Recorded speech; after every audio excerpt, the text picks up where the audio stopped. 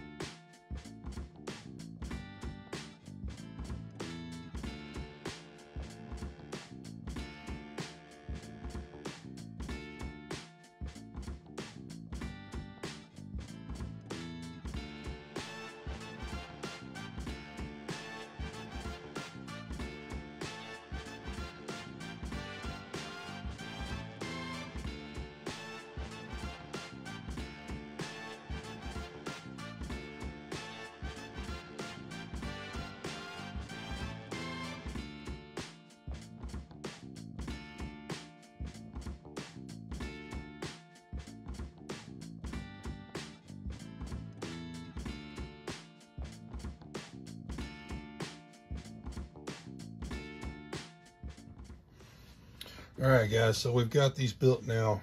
Let's take a look at them. I don't know how to say this. A couple of disappointing points on this right here. First off, none of these 3 have got enough room for a minifig to sit inside. They all fill in the interior with plates, so there's not enough room for a minifig to sit in any 3 of these cars. Second most disappointing thing is the pullback function, the spring function on this. It sucks. You pull it back and it goes nowhere. So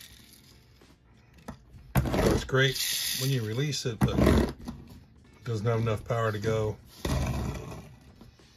unless you push it. So yeah, I mean, I picked them up. I enjoyed the build. I did like a little bit of the technique on this one.